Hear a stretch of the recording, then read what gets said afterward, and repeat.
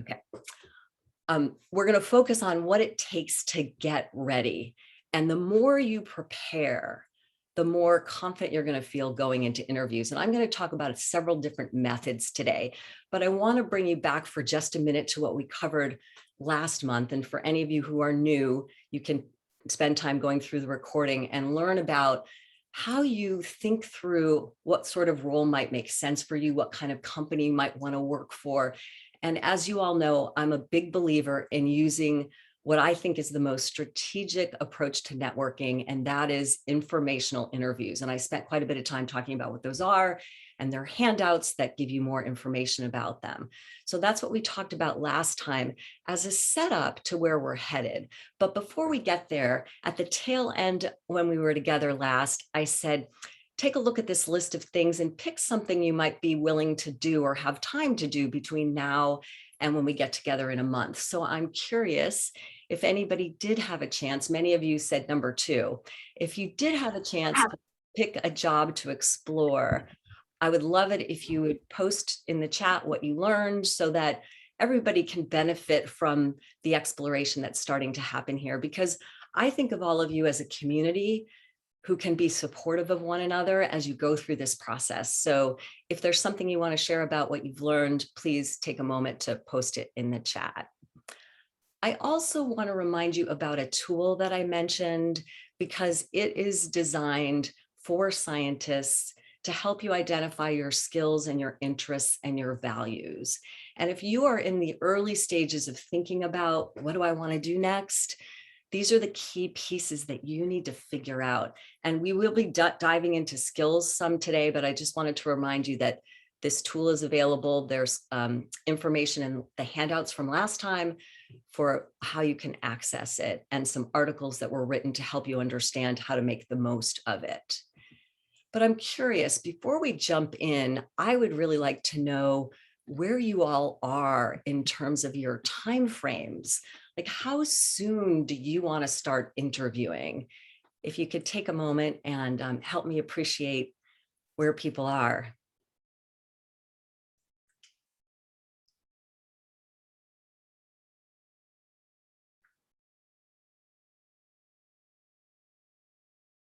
I'm still watching the bars move, so I'm going to wait until they seem to have settled in. So far, 6 months to a year appears to be most popular. I'm going to stop the poll here and let you see. Are you able to see the results? It says that I'm sharing them, but I can't tell. Yes. Okay. Terrific. So there are some of you that are really on the runway. You're getting ready to take off. So this is super timely for you. And there are others who have the time to get ready. And what we'll be talking about today will enable you to get ready. And I highly encourage you to carve time out. I know everybody has a really full plate, but this is a chance to work on your time management skills and to prioritize some of the things we'll be talking about. Because if you do this now, I promise you, it will be easier. You'll be more prepared. You'll feel more confident. There is such value in committing to taking the steps we're going to be talking about today. So with that in mind, I want to also help you appreciate that you need the time to network. And Maren Wood is somebody I think is doing a terrific job helping graduate students, particularly PhDs, find their way to new careers. She's got a great podcast. It's called Job Search the Smart Way. Highly recommend you listen to it. You'll learn all kinds of valuable things. And the statistic comes from something I heard her say recently. And it's a big lesson in the importance of starting to go out in the world to meet people who can enable you to make the next move. So you've got the time. It's time to start thinking about it. And one of the easiest ways to begin networking is to think about the fields you're interested in and learn about them. Figure out what to read. Trade publications will start to help you understand what the current industry trends are, what's going on. You're going to get a sense of whether this is an industry you're going to find fascinating and you might like to be a part of, or whether, as you get to know more about it, it's not for you. You also want to find out about conferences or professional associations or communities you can join, because when you start to meet people who are doing work in an area you think you'd like to work in, you begin to build those strategic connections that can lead to opportunities. And the other big thing in our day and age with social media, you want to figure out who's posting on LinkedIn and who's posting on Twitter that you ought to follow so that you can stay up on what's going on in a particular field. And the reason this is so important is that when you go into an interview, if you have done your homework, you'll know how to speak the language.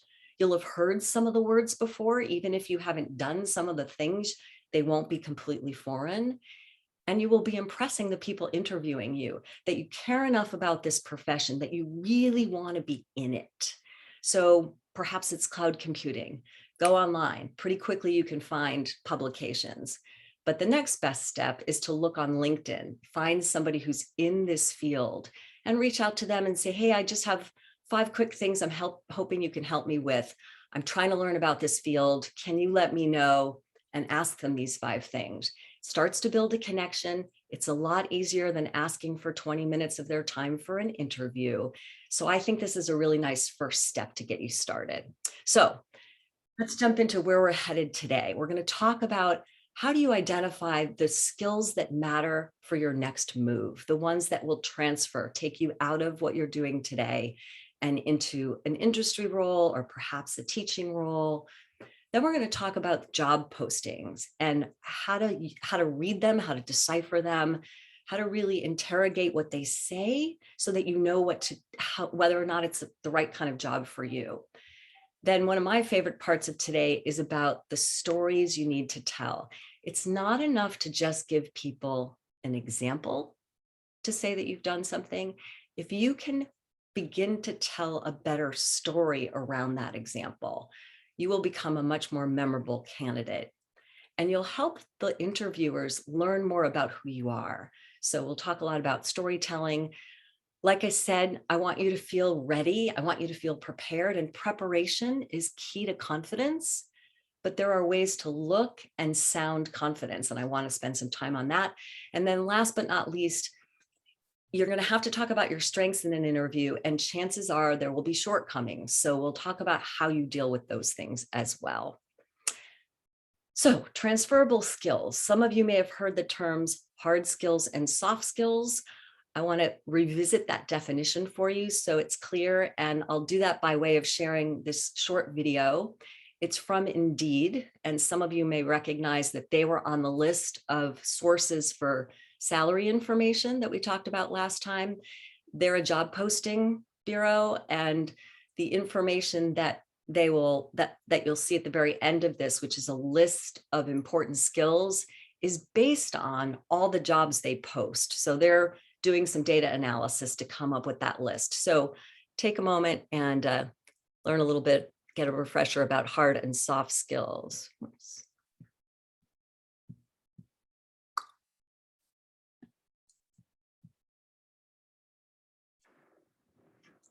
Skills.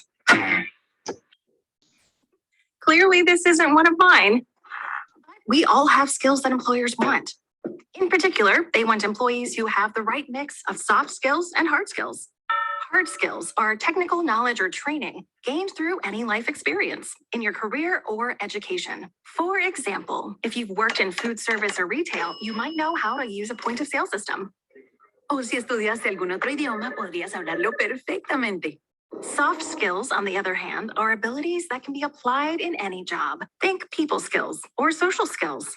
These are skills like leadership, lunchtime, problem solving, and organization. Still not sure what skills to list? Here are 10 of the most common. Remember, employers pay special attention to the skills on your resume. Okay. So I want to give you a really simple method for how to mine your skills. Start by picking a focus area, something like data analysis. And then you want to break it into pieces. You want to ask yourself, so what does it take when I analyze data? What steps do I go through? What tools do I use? You want to really dissect the whole area, the whole focus area, and begin to figure out what are the things that are skills you've built that enable you to do those things? Then the third and the fourth step have to do with gauging, how confident are you in your ability to do this skill? Well, typically, if you've done something fairly frequently, you have a good sense of how to do it. So you want to assess the frequency. And then you want to give yourself a bit of a rating and ask yourself, how confident do I feel in this skill? Do I have low confidence? Rated a 1. If you feel like your confidence is pretty high, you've done this enough that you feel good enough at it to own it as a skill, rate yourself a 5. So that's a really simple methodology. You want to consider both your hard and your soft skills.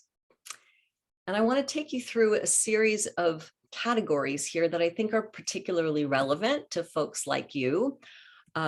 Conferences, doing experiments, you could say that's part of research, but I break it out because I think it gives you room for really diving deep into what it takes. And then the other category that's an important one to use is your outside interests, because sometimes things that you've done give you experience that's relevant for jobs. Sometimes it helps you build your soft skills. So it's a category that's worth mining as you go to think about, how do you want to show up as a job candidate? So I'd like to take you through a quick exercise here where you're applying this method. And I've chosen 3 of the areas that I had listed before, just so that we can all kind of be working on the same things here. But I'd like you to spend 3 minutes, and I'd like you to think about applying this method. Pick one of those focus areas, and if you finish quickly, you can dive into more than one. And then break it into some pieces. What are the skills that you use, both the hard and the soft skills that you use? If I were picking publications, for example, there's writing, there's editing, there's potentially consensus building after you get feedback if you're doing a publication with other colleagues. So those are the sorts of pieces I'd like to see you identify for one of these 3 categories. And if you have time and you want to assess the frequency and give yourself a rating, that's great too. But the main focus right now is mining your skills. So I'm going to go ahead and take a look at my timer here and ask you to spend 3 minutes. You may want to jot a few notes, and I'll ask people to share some of what they've listed after you've had a chance to think about it for a little bit. So please get started.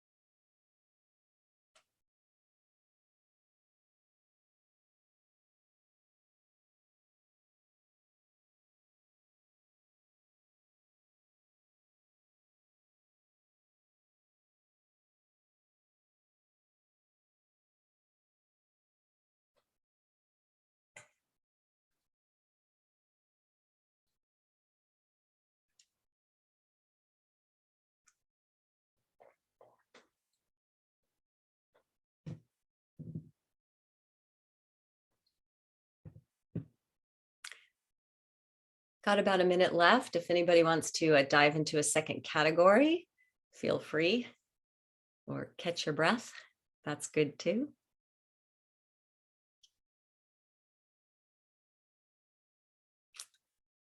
You might also use this time to brainstorm a list of focus areas that might be relevant for you to come back to apply the same method.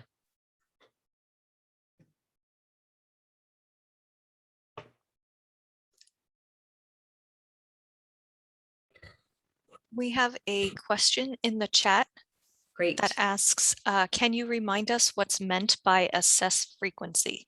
Oh, yes. How often you do this? Is it something you've just done once or twice, or is it something that you do on a more regular basis?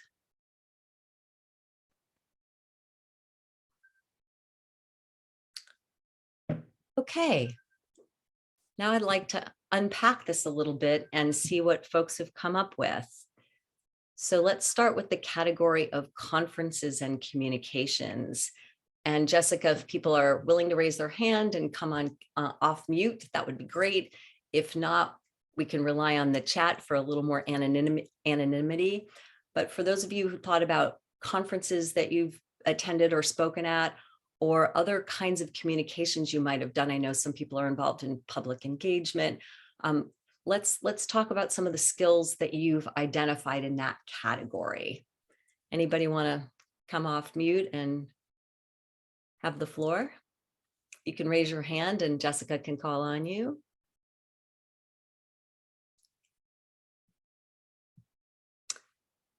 You may have heard me say in the beginning, this is a safe place to practice speaking up, so I encourage you to do it. All right, I see that we have a hand raised. Jessica. Hi. Is that me? Is that is my hand? Okay, great, thanks. Hey, James. Hi, thanks, Amy. Nice to meet you. So yeah, in the conferences and communication side, I was thinking, essentially this is networking, right? So when I break down networking, I think of an ability to share and digest high-level information, and the ability to meet new people and to be comfortable interacting essentially with strangers and building rapport with those people. And then, of course, also with the conferences and the communication is the public speaking side, which I guess links back to the sharing of high-level information. And then in terms of the frequency, I guess it's not just conferences that we have to do this, but also if you're working on, say, a new proposal or something like this for telescope time, then you need to be able to essentially email people out of the blue to develop collaborations with experts in a particular field that you might want to become involved in. Terrific. Rich. Awesome. Thank you for sharing those. Anybody else want to add to that list? I see Erica Barlow's hand raised. Hi. Yeah, so just a couple of extra things. You've got maybe the presentation side of it if you're presenting at the conference. So yeah, how you present information and tailor it to specific audiences depending on how specific your session is. And then I guess skills like, the tone of voice, projection, all of that kind of the presentation skills. And then a couple more on the kind of networking side.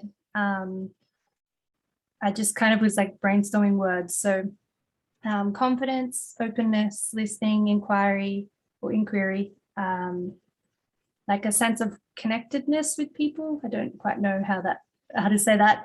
But also visualization. I think astrobiology, because it's such an interdisciplinary thing, talking to people from the different disciplines, it helps at least me to kind of visualize like how does that connect and how does what I'm doing associate with what you're doing and that kind of thing. And then I guess your manner as well, like being approachable and warm, inviting, that kind of thing. So both of you have touched on some of the important social skills, right? And, when you go into the workplace, your ability to have effective relationships and work in teams is so key. So I'm glad you can see when you start to break this down and really identify the pieces, you can see how you've started to build some really important skills that matter in the workplace. And I'll add just a couple more. I think there's project management involved. Anytime you're going to a conference, particularly if you're a speaker, you have to get your abstract written and approved. There's a whole set of steps. There's a timeline for delivering. And there was a mention of presentation skills. I also think that there's some risk-taking skills here. And you may think it's a little bit of a stretch, but putting yourself out there in front of an audience as a young scientist, requires being courageous. And companies that are innovative like to know that you are somebody who's comfortable taking risks, putting yourself out there, trying new ideas. So you can begin to shape a story around your experience with conferences and any kind of external communication that includes all of the things that we heard about. So thank you both for offering your examples. Anybody who broke research and experiments down that wants to do the same? And Jessica, I can't see as many people as you can, so I'll let you call in, folks. We have Laura now who has raised a hand. Great, thank you. What did you identify as some of the key skills? Well, something I was thinking about as we're talking about transfer, but transfer itself is a skill. We talked about it a lot in pedagogy, like in my role as a teaching assistant, and how some students struggle to transfer things that they learn in one class to a different genre. But I think it applies anywhere where you have, and I think it really applies in the lab and research where you have different specific skills that you learn and the ability to transfer that skill to a related but very different skill. For example, you train on a specific type of instrument, but that experience can help you be more readily able to learn a new instrument. Absolutely. But that's a skill. Some people have a harder time transferring than others. And so you can practice that skill. You can practice the ability to transfer so that you have more flexibility in what you're able to offer. You are so right on. And what you just said is going to come back around a little later today. That is absolutely the case. And your aptitude for being able to do that is part of how you tell your story, particularly when you have an absolute shortcoming. So more on that in the future. Any other comments about research and experiments? Specific skills? Anybody want to identify?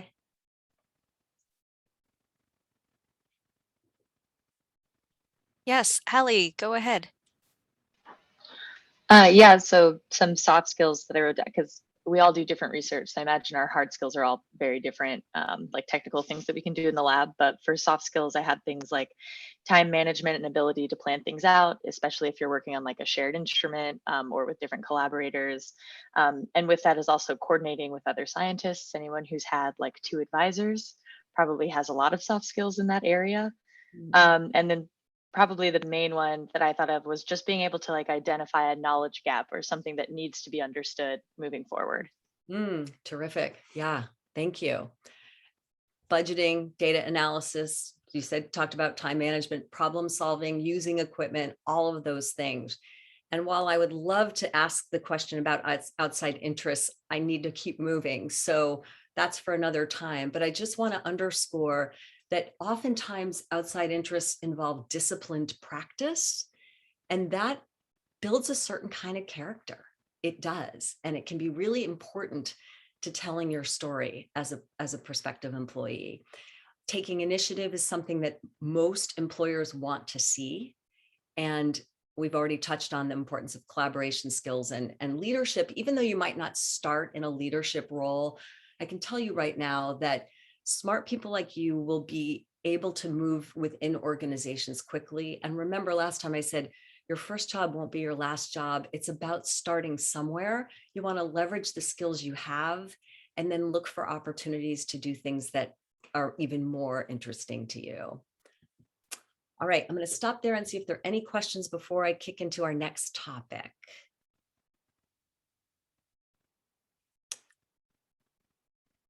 All right, keep moving. So let's talk about job postings because they are really key. And learning how to interrogate a job posting will benefit you in several ways. I mean, the thing is, once you've identified the skills that you have that you think might be valuable, you need to figure out what kind of jobs they fit with. And so the question you need to ask yourself is, how well do you fit? And that, by the way, is the same question that all the interviewers will be asking as they talk to you. That's what they're assessing for, is how well you fit. So the job posting really becomes your guide for that. So I promised you a few methods today. Here's the second one: how to interrogate a job posting. Print it out, get out some colored markers, and then note, and you can differentiate if you want between the hard and soft skills, but note the specific skills they're looking for. Then look for things like personal qualities. You'll often see things like self-starter or works with a sense of urgency. Those are important things to pay attention to. The fourth piece ties back to what we talked about last time in terms of understanding company cultures. There are hard driving places to work. Startups are often this way, and they want people who work fast paced, who can have a lot thrown at them at once. And you'll often find keywords in a job posting that give you a clue that that's the environment. So you want to look for all of those things and color code them.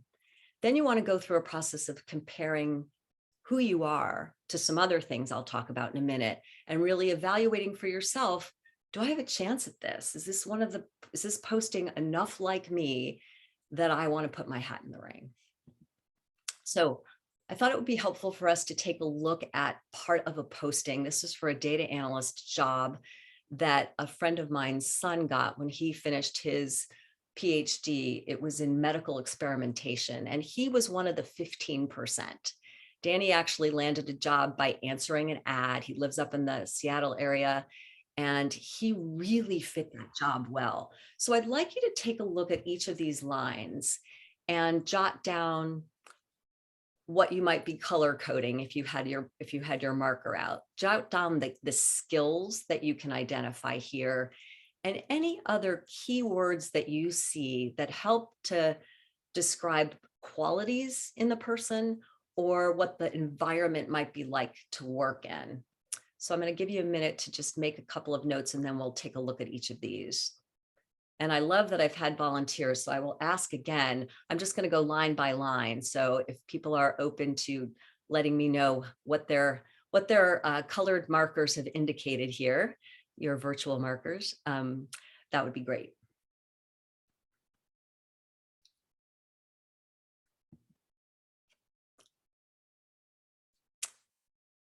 And I'll give you the first one as an example. I've coded designing experiments and analyzing data as the key skills, and collaboration as one of the qualities.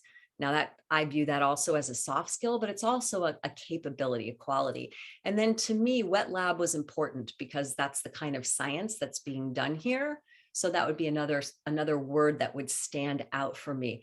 Who'd like to take a look at line 2? Does anybody want to offer up what they would have highlighted on line 2? And please raise your hand if you're willing. So Jessica can call on you.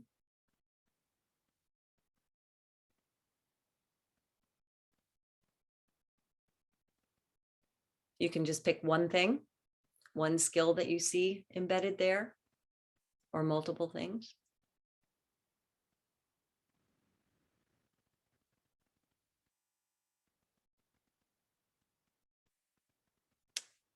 No volunteers, huh? All right, I'll step through it for you.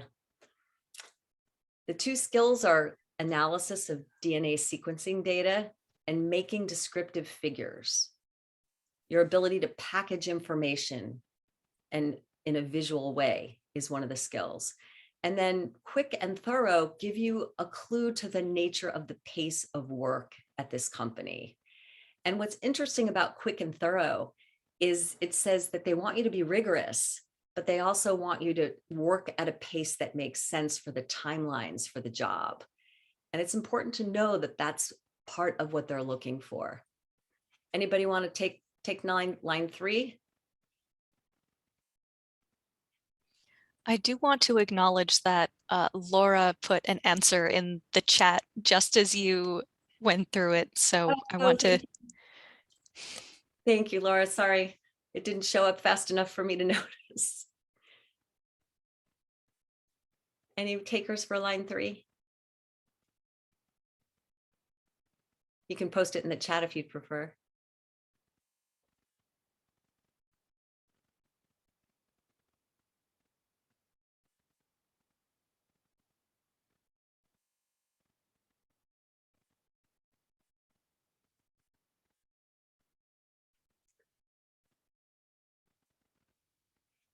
I know it can take a minute for things to appear in chat, so I'm going to slow down.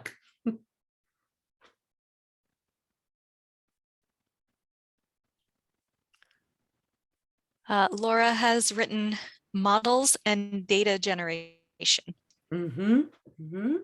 Yeah. Building and evaluating models is a key skill they're looking for here that will be used for data generation. Absolutely. Terrific. All right.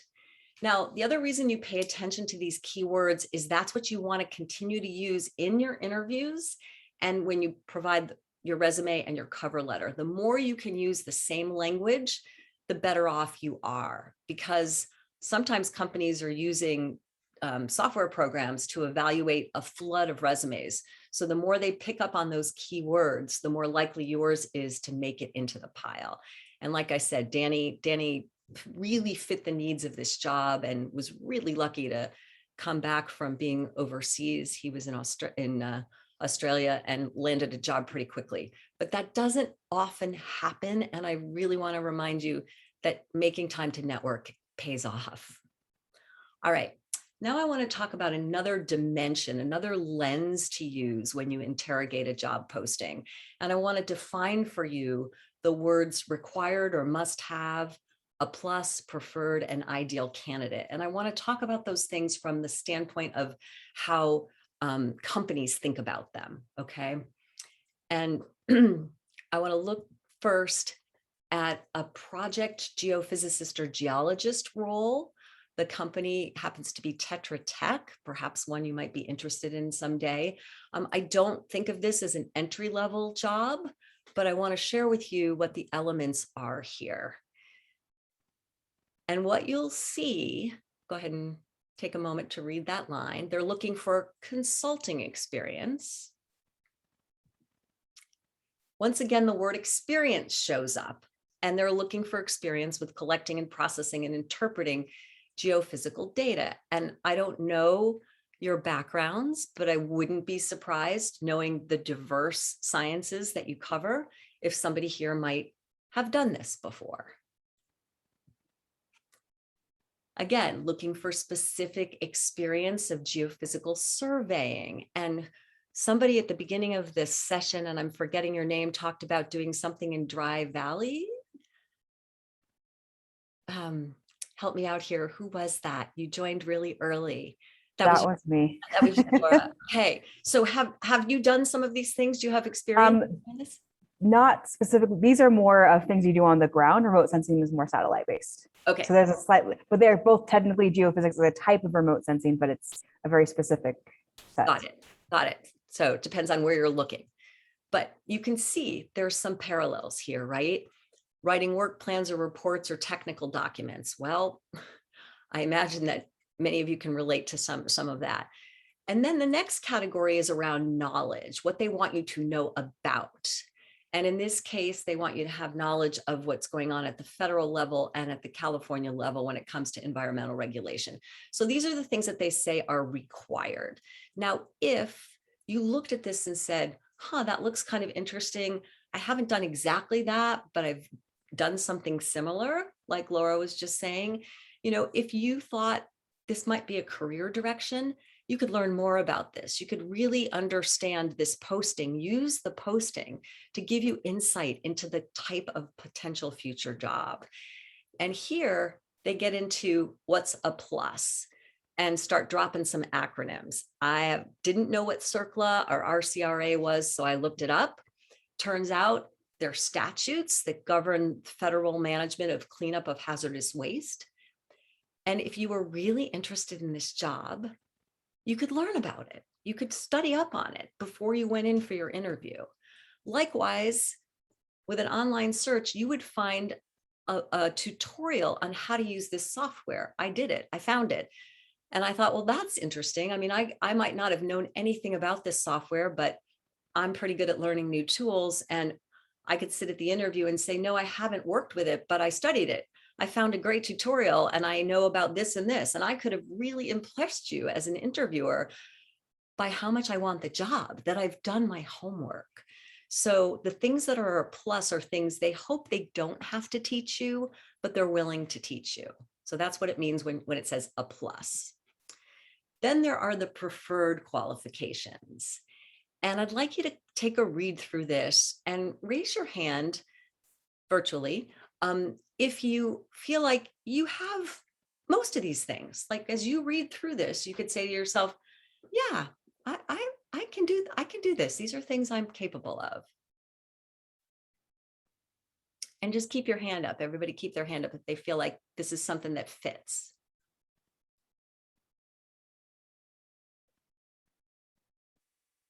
Great. I'm seeing some hands.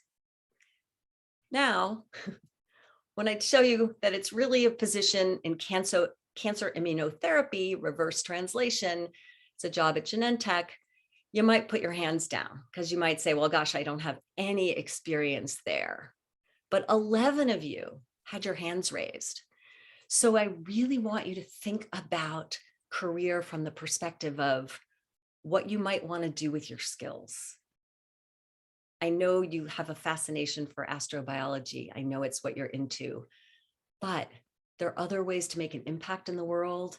And it's unfortunate, but so true that I don't know anybody who doesn't know someone who's had to deal with cancer. So if this is an area that you're interested in, there are companies with programs that help you learn these skills. Now, I wanted to share with you the preferred number of years of experience, but notice PhD is first on the list. So they want smart people. They want people with foundational skills like the ones you have, but they want 5 years of experience with drug development and discovery.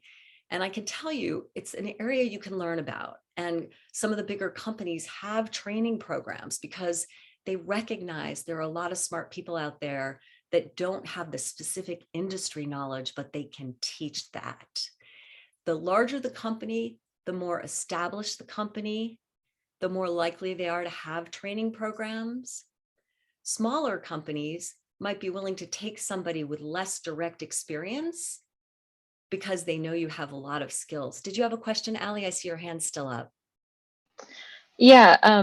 So one of the things I really struggle with when looking at job postings is when it says a PhD in a relevant field.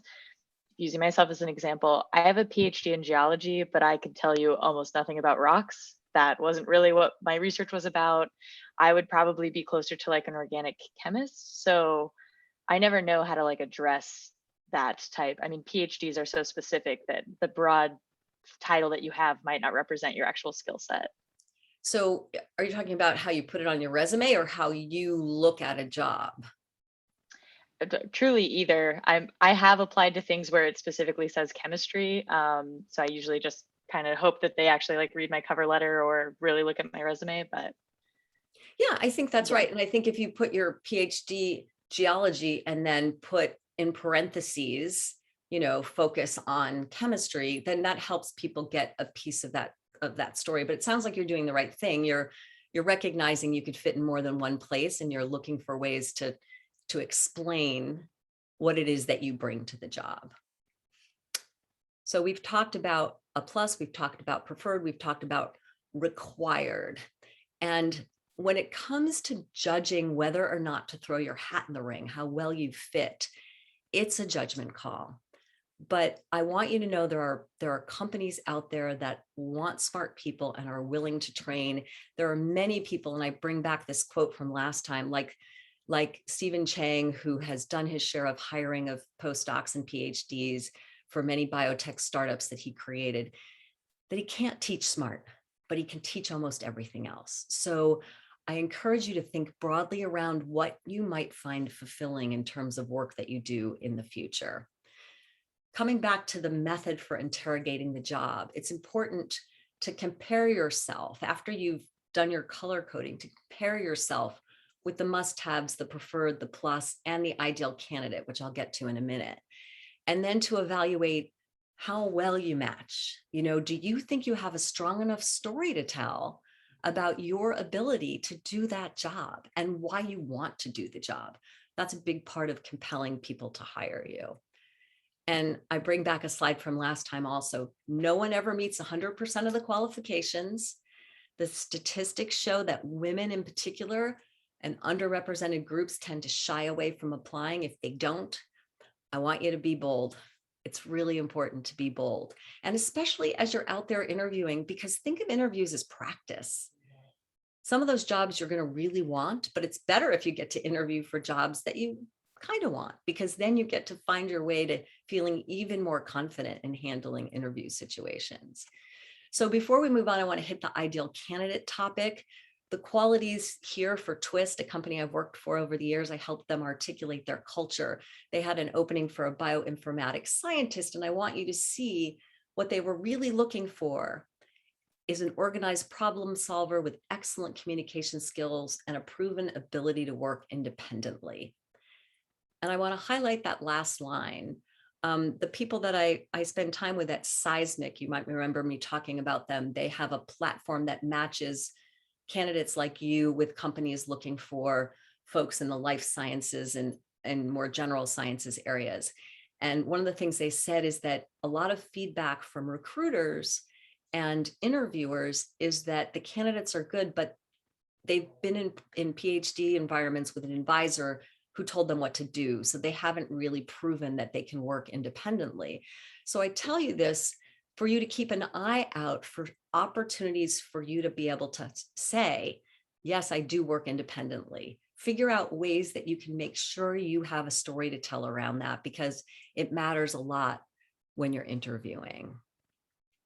So that brings us to stories and examples. And I'd like to take a look at that example we just had of the ideal candidate and ask you to spend 3 minutes thinking about how you would tell your story. How would you tell me if I were interviewing you for this job at Twist? How would you tell me that you're an organized problem solver with excellent communication skills and a proven ability to work independently? So what I'd like to recommend over the 3 minutes is for you to just get something to write with and put your thoughts on paper. And then I'll ask for a volunteer if anybody's willing to share. But I recognize that may be challenging for you today. So I want you to just go through the process of starting to think about, what's your story? How do I help someone know that this is true about me? What can I say? So please put some thoughts on paper, and 3 minutes is on the clock.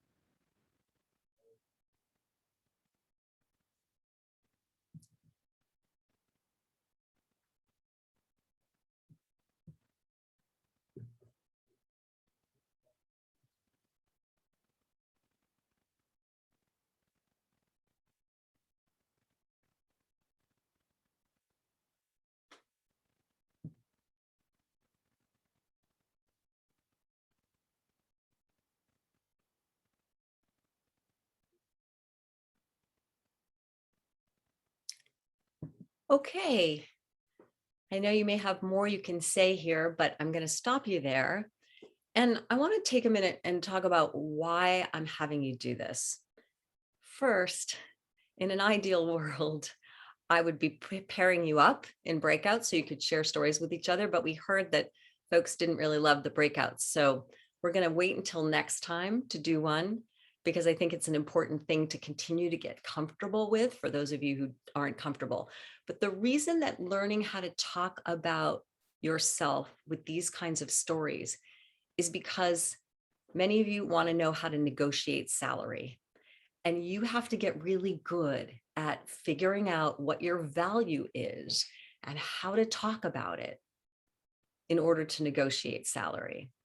I'll spend more time on that topic in our next session, but I just want to help you appreciate that learning to tell your story well is how you can compel someone to pay you a bit more or to give you a different kind of benefit. So there's real value in getting good at this. Do I have anybody who is feeling comfortable raising their hand and sharing their story?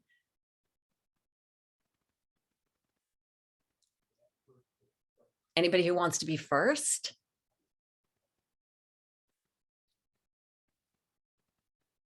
I wish I was in the room because then I could look around at you, but not going to put anybody on the spot.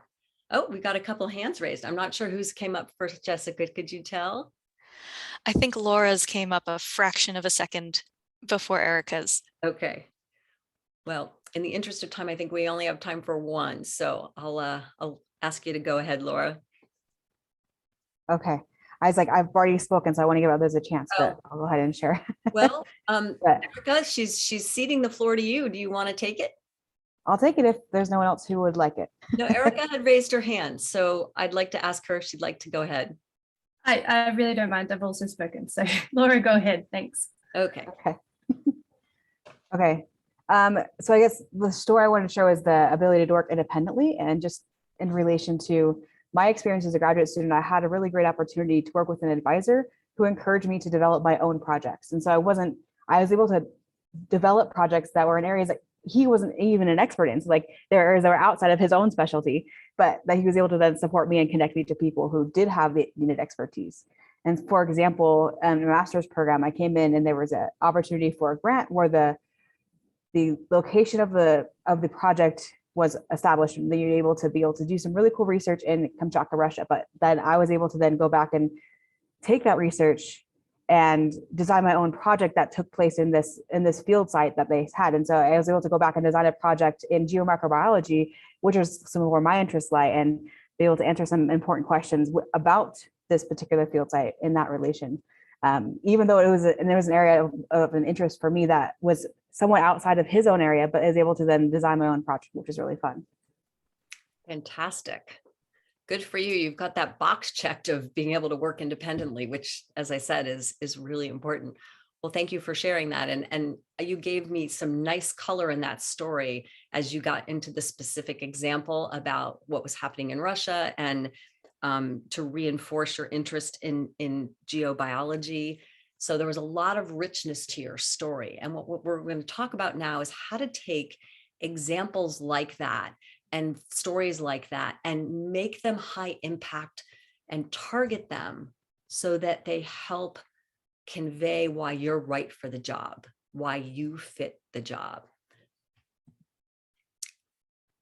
I want to help you appreciate just how powerful storytelling is, though, and especially when it comes to job interviews.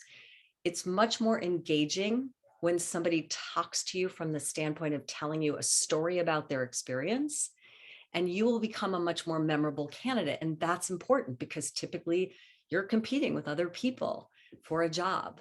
And if you've told a really good story about something cool that's happened to you, when the people interviewing you, usually there's a team, when they get back together in the room, your story might get retold and help everybody else remember you. And the thing about stories, when you learn how to tell them, they can capture hearts and minds. And we have to remember, when it comes to being hired, people are hiring you because they feel they can connect with you as a person, just as much as they can connect with you because you bring the skills that fit the need. So capturing hearts and minds and learning to use stories to do that is really important. And the other big takeaway here, and there's so many books on this topic. When we were researching championing science, we read so many different books about storytelling. Our brains are literally wired for story. As human beings, we've been doing it for such a long time. It's how we think, it's how we make sense of the world. So storytelling is super potent.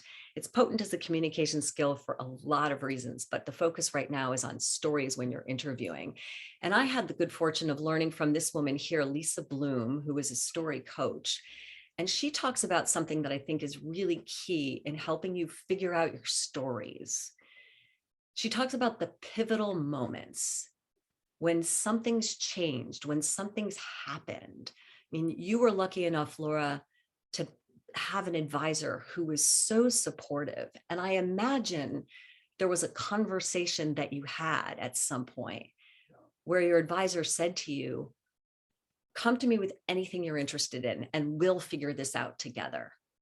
So that's part of the way you could talk to me about that example, because that turns an example into a story. When you find those moments, when you talk about something that happened, and that's how you draw me in to remembering you were the one who had this advisor who let you do this great geobiochemistry project and using a site in Russia. So pivotal moments are key. They're the eureka moments.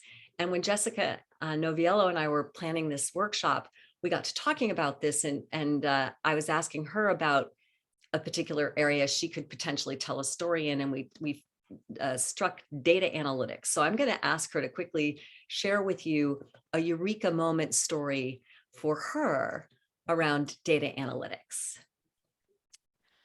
Oh, okay. So I'm sure that many of you have felt that writer's block where you know that you have to write something, but you can't quite put your finger on what exactly to write. And I was experiencing that pretty hard at the beginning of September, where I had this this manuscript that just was not going anywhere. And I really had to step back because I recognized that I wasn't seeing the entire story.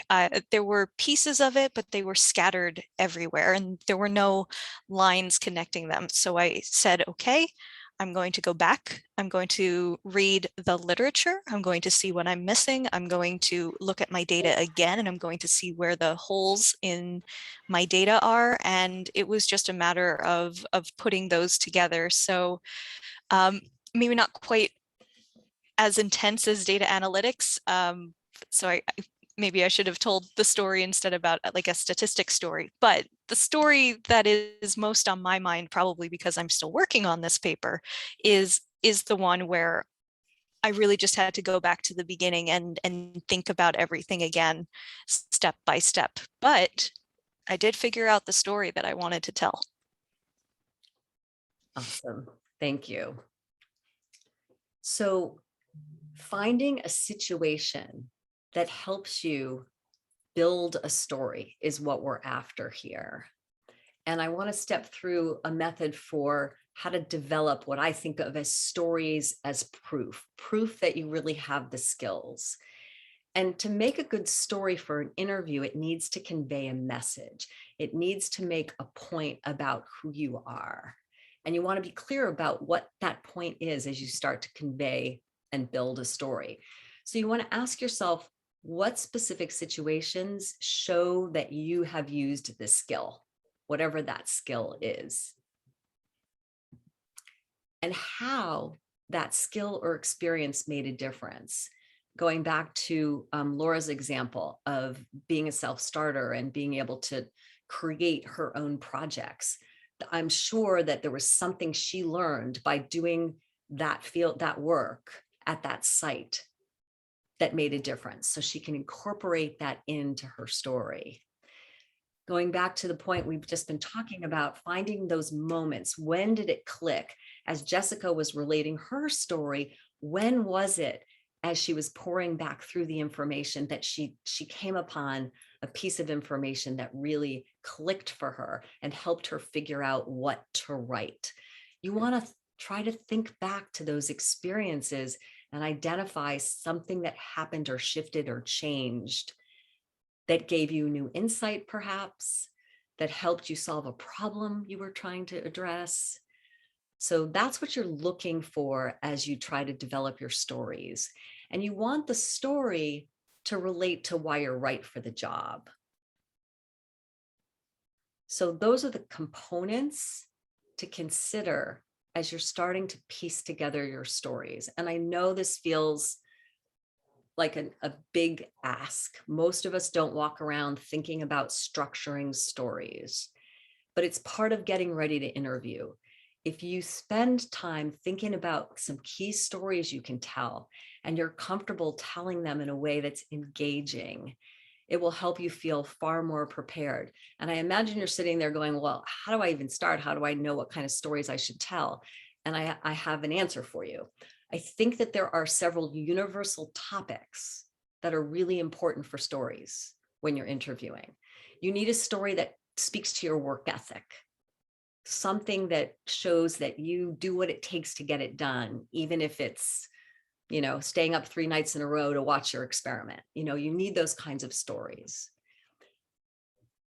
You need stories that show how you work well in teams, what you've done with other people. And maybe it's just one collaborator, but your ability to work well with someone else is an important story category that you'll get to use in almost every job interview. Most companies are looking for someone to solve a problem. That's why they're hiring. So problem solver stories, gold. Innovator stories. You're scientists. You help create things. You think differently about things. So many jobs that I imagine you could be interested in want people who are innovative, and there are dimensions to innovation. There are lots of skills involved in innovation, like making calculated risks is an important skill when you're an innovator. Being comfortable with failure. Stories about failure are very powerful in job interviews. That may sound counterintuitive, but if you're going for a job where innovation matters and you can talk about what you learned from a failure, gold story, gold story. And then last but not least, achiever stories. People want to know that you've made things happen, something that you've done that's significant. So to me, this set of 5 topic areas is where you want to go figuring out your stories. And then you want to think about how to frame your stories for the job, tying back to what we've just been talking about, the skills you've identified in the postings, the preferred, must have, a plus kind of elements. You want to pick your story and you want to tell your story to be as closely aligned with all those pieces, because you want to be the right candidate. You want to be the one who fits. So this is very strategic communications thinking about how you use words to explain who you are in the context of applying for a job.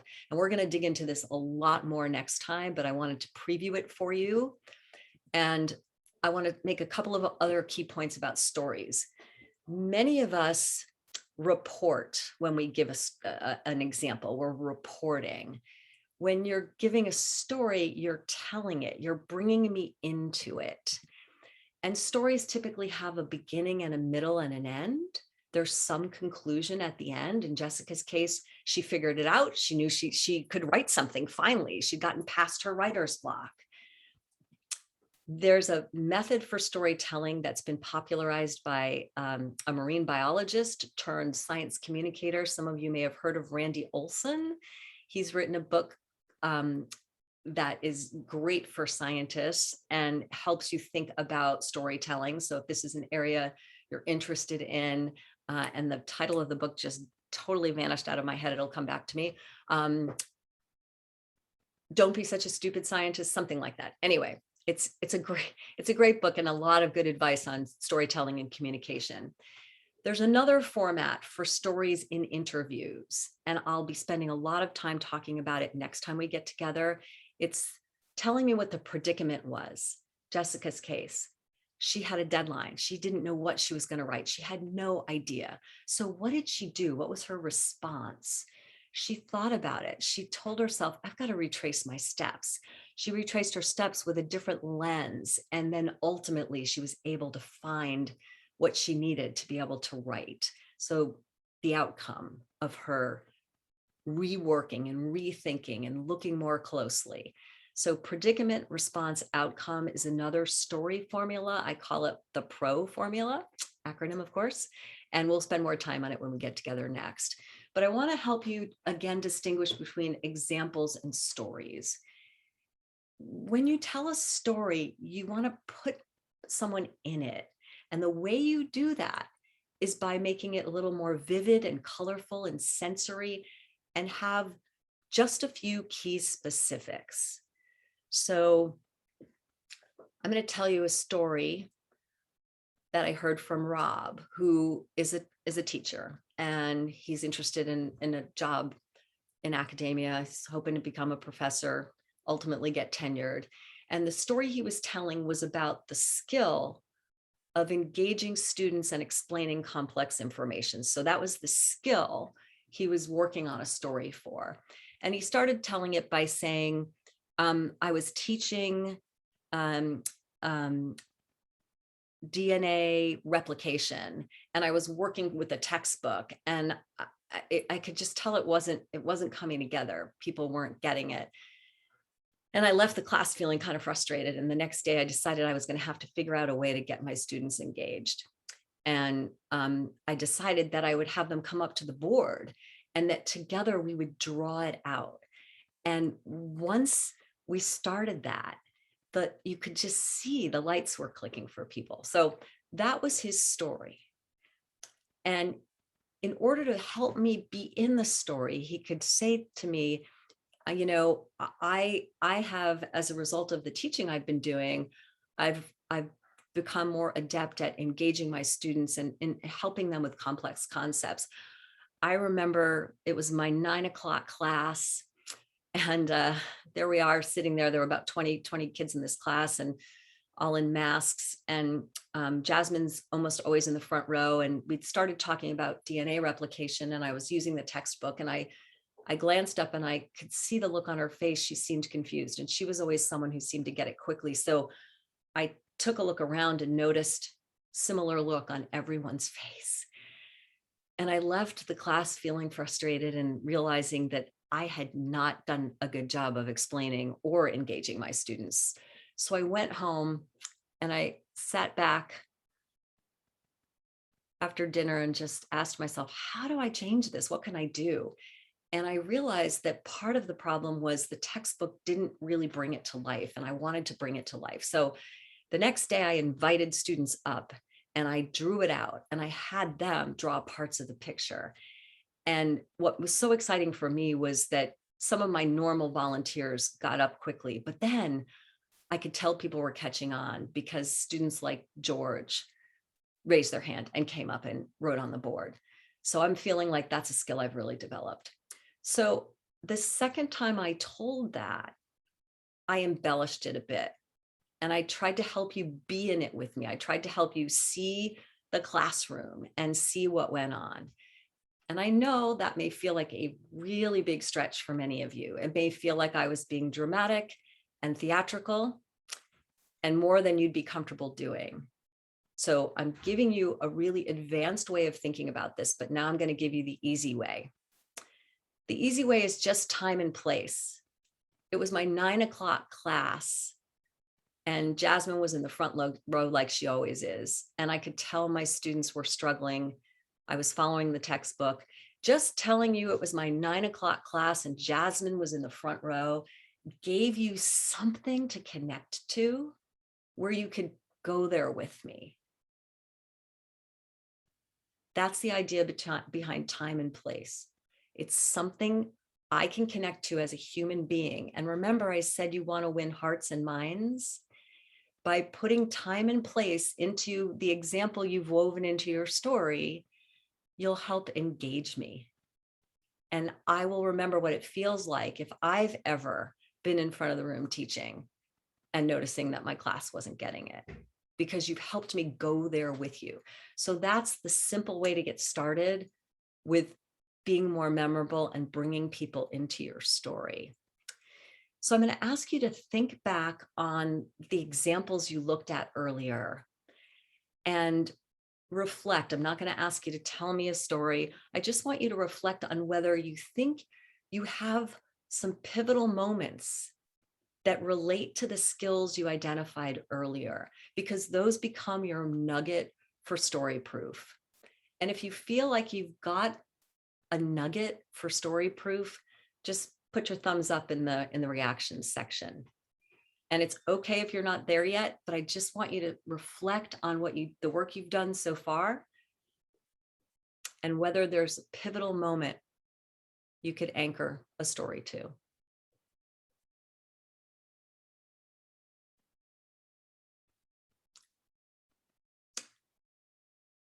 All right. I'm seeing hands raised. Melissa, question.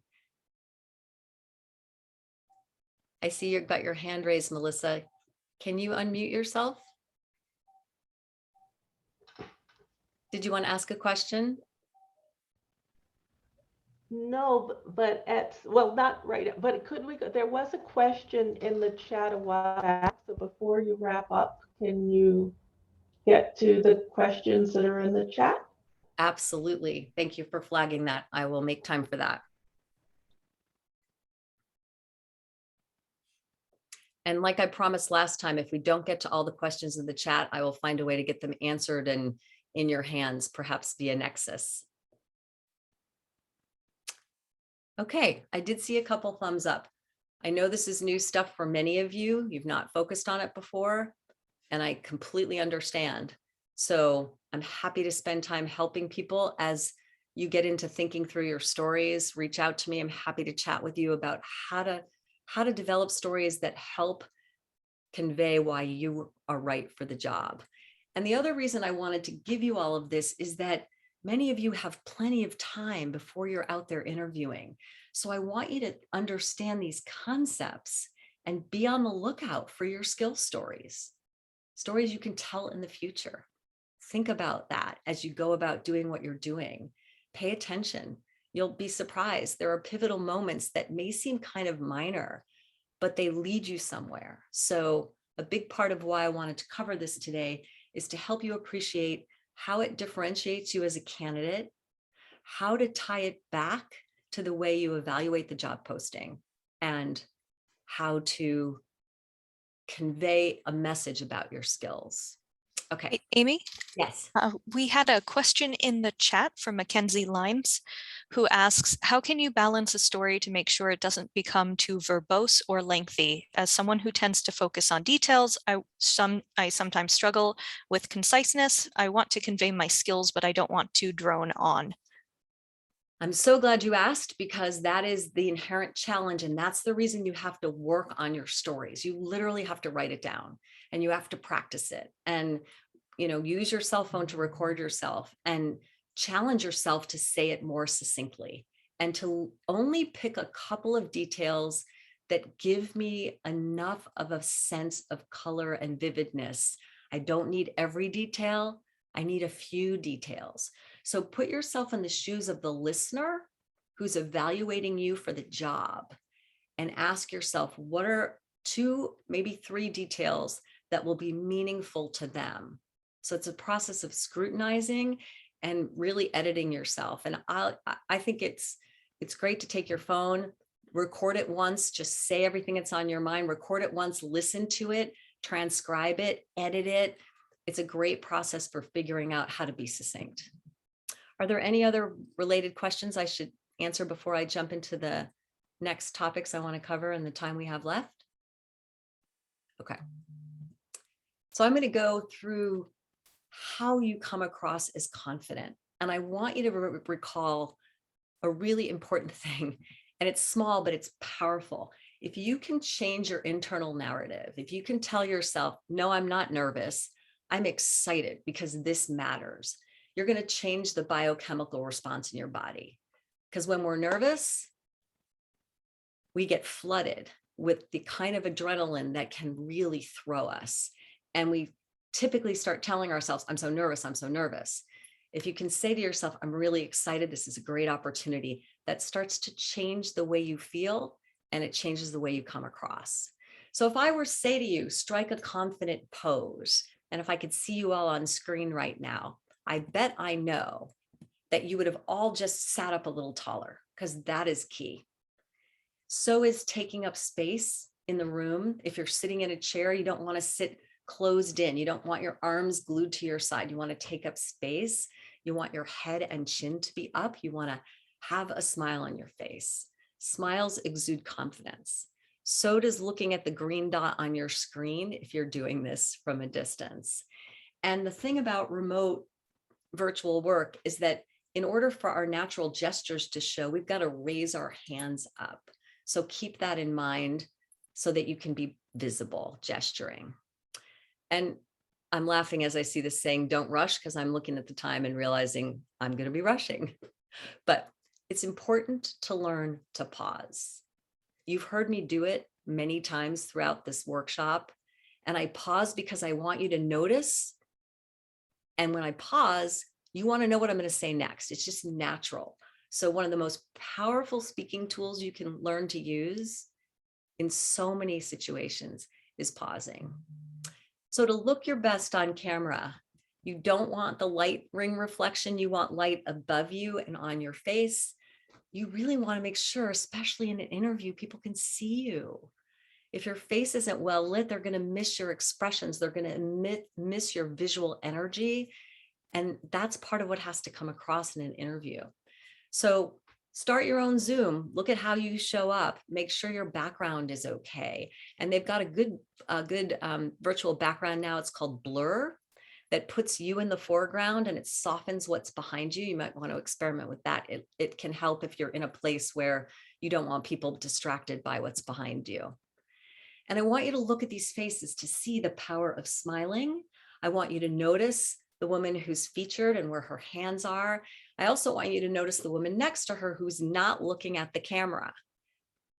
You don't want to be the one not looking at the camera in a job interview. You want to know where your camera is. All right, let's talk quickly about sounding confident. I want you to take a listen to a very famous woman. Oh, the president of the commission, Mr. Delors, said at press conference the other day that he wanted the European Parliament to be the democratic body of the community. He wanted the commission to be the executive, and he wanted the council of ministers to be the Senate. No, no.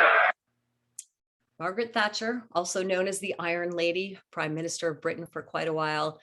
The point I make with Margaret is that she actually worked on her voice. She understood that her voice needed to be commanding, and more resonant voices, when you speak without hesitation or filler words, you sound more confident. And what it takes to do that is breathing from the diaphragm. So for those of you who aren't singers like me, if you're not familiar with diaphragmatic breathing, you want to put your hand just above your belly button and learn to breathe so that you feel your hand moving more than you feel your chest moving.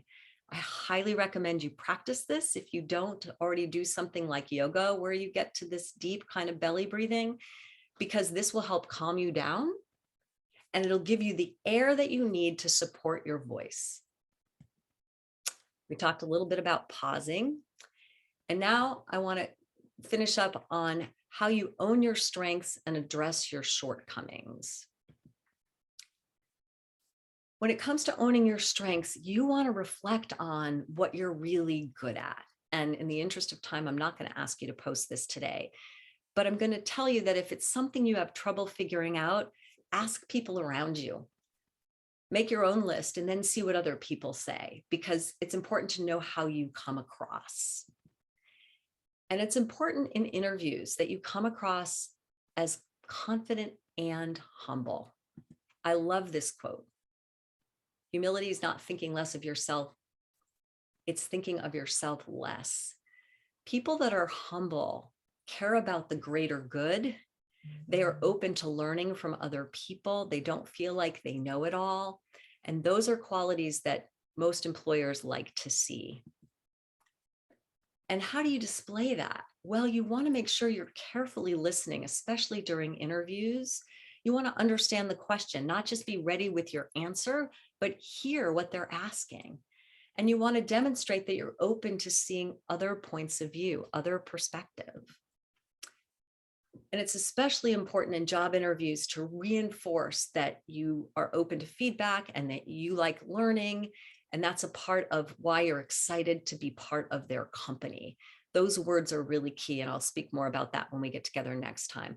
So how do you say it with humility? What are the words, right? How do you talk about your strengths in a way that doesn't feel like you're boasting? You preface, you say things like, over the past 5 years, I've become good at. You reveal your passion, because that's where your energy is going to come from. And we're passionate about things that we care about and that we're typically good at. You rely on what other people have to say about you. People tell me that I'm an excellent mapper. Similar to that, my colleagues come to me when they have questions about. This phrasing starts to help you talk about your strengths in a way that doesn't feel like you're pounding on your chest and bragging. You can speak about an accomplishment by saying you're proud of the work that you've done. Link that to an accomplishment, and then it makes sense.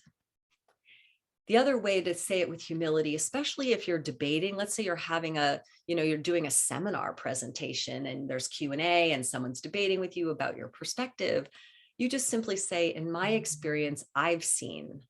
But then you say, I'm really glad that you shared what you've noticed, because I can tell that, there's some things that I hadn't thought about and hadn't had a chance to see.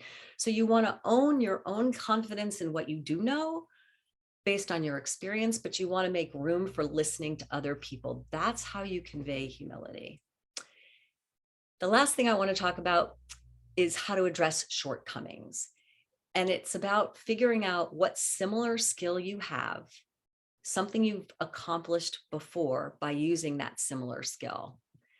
Then coming across confidently that you can learn how to do the new thing that you haven't done before, because you have an aptitude. And this goes back to a conversation that Laura helped us have earlier today.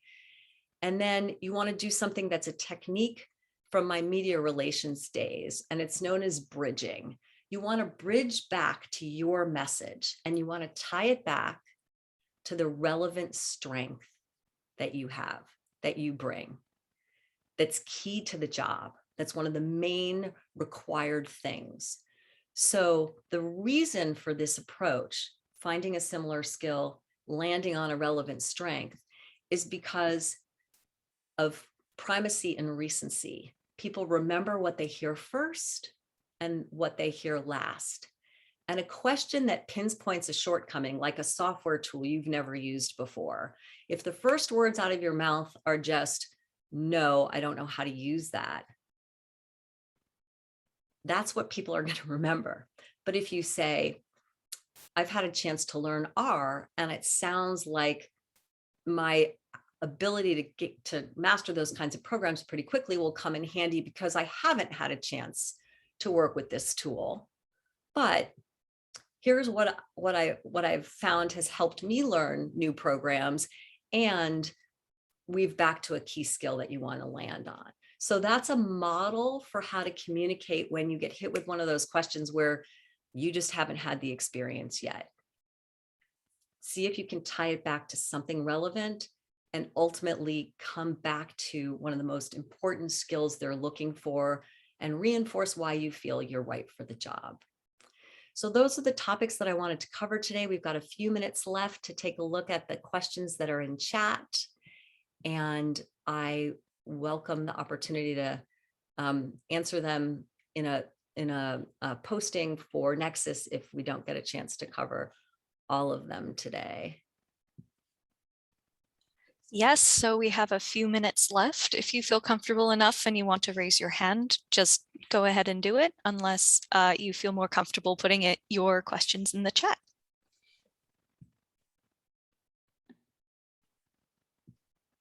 I think there were some other ones. At least Melissa made it sound like there's some that had come earlier.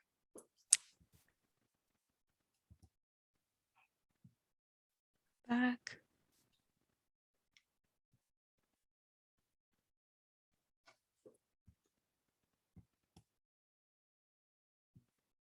And I have Yes, there was a question about the definition of assess frequency.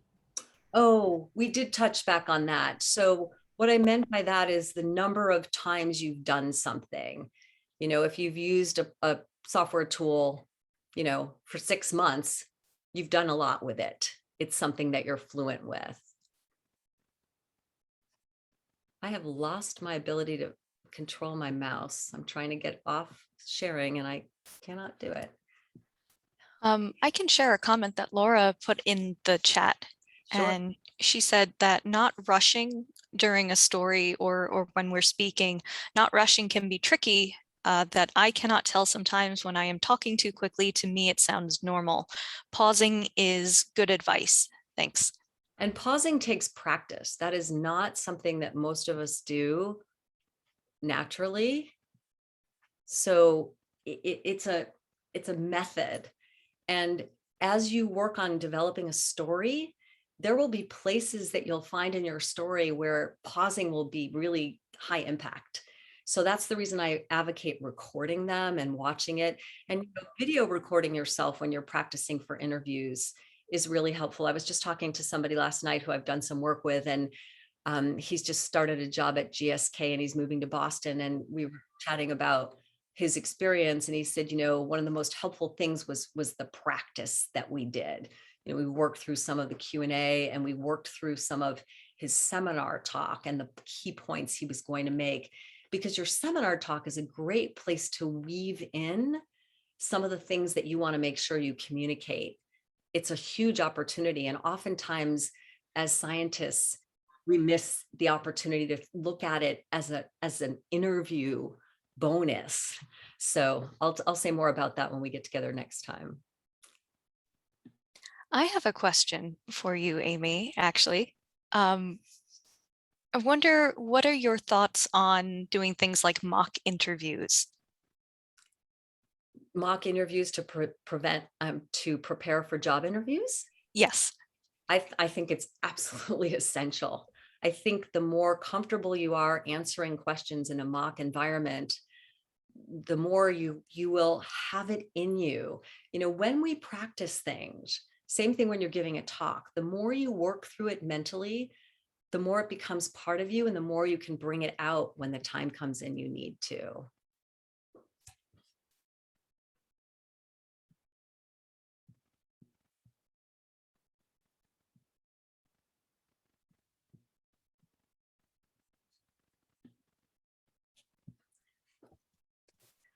Well, I don't see any hands raised or any questions in the chat, so we might be okay to wrap up. All right. Well, again, I appreciate you being here. For those of you that are a month to 3 months away, if you are working on stories, please reach out. I love helping people figure out how to tell their stories. And I look forward to seeing you again in November, where we'll dive a bit deeper into some of the things I previewed for you today. So thank you all for being here. Really appreciate your time. Thank you, Amy, for being here again. We're getting a lot of thank yous for you in the chat. Before everybody logs off, just want to say that the next workshop will be on November 4th at 2 p.m. Eastern Time. And we look forward to seeing you then. And please, again, just tell your friends.